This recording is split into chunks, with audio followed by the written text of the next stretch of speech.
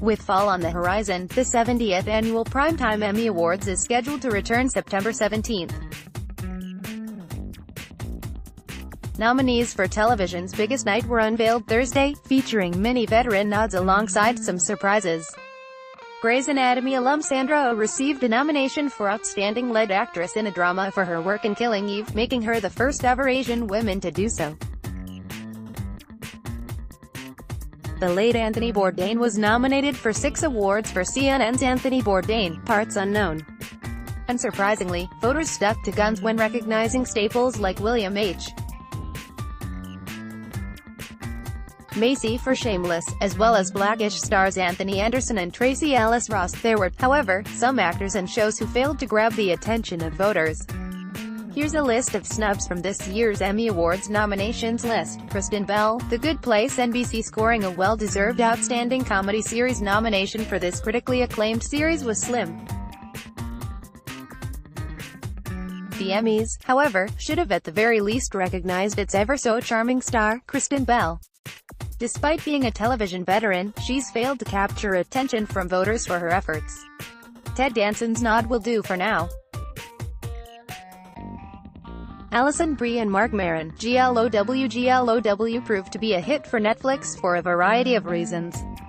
Watching the characters hit the ring each episode and become more of a community, both on and off camera, is almost envious, but the acting talents of Alison Brie and Marc Maron weren't enough for Emmys voters this go-round. Betty Gilpin, luckily, was recognized as a Best Supporting Actress.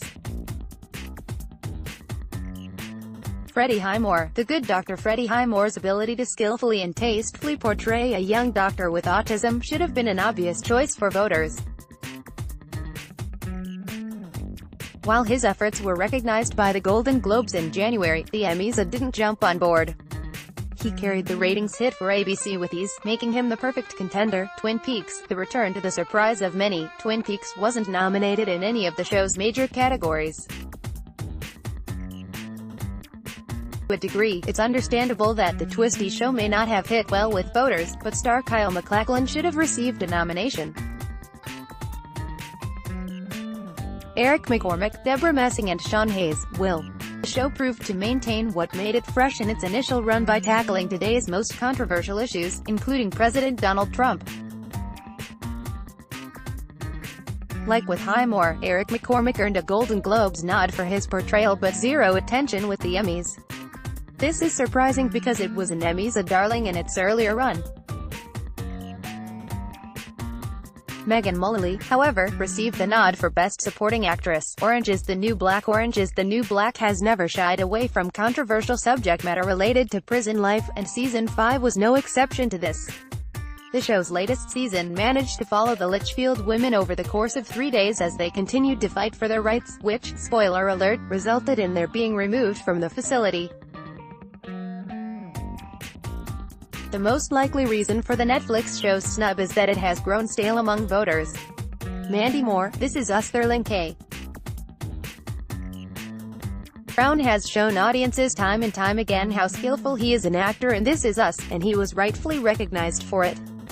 Milo Ventimiglia scored a nod for his efforts as well.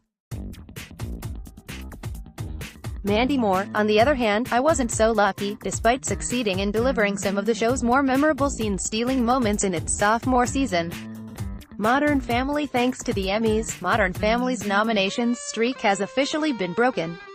Many likely won't be upset by this one, especially considering the show left its peak golden era. Neil Patrick Harris, a series of unfortunate events in Season 2 of the Netflix series. Neil Patrick Harris once again showed his strengths as a character actor with his portrayal of the highly disturbing Count Olaf.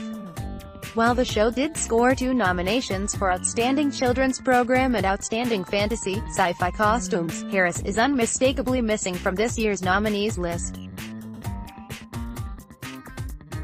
John Goodman, Roseanne. John Goodman had been nominated for his Roseanne role before, but scoring recognition this go-round was slim. While he had a shot following the ABC revival's initial success this past spring, actress Roseanne Barr's racist tweet about Valerie Jarrett likely ruined all possibility of Goodman, or the show, getting attention.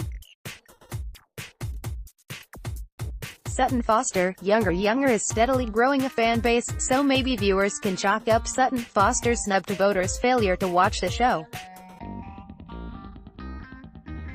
In its four-season run, Foster's Liza Miller has dealt with the repercussions for what some may consider a midlife crisis, her decision to re-enter the workforce in her early 40s by pretending to be in her late 20s.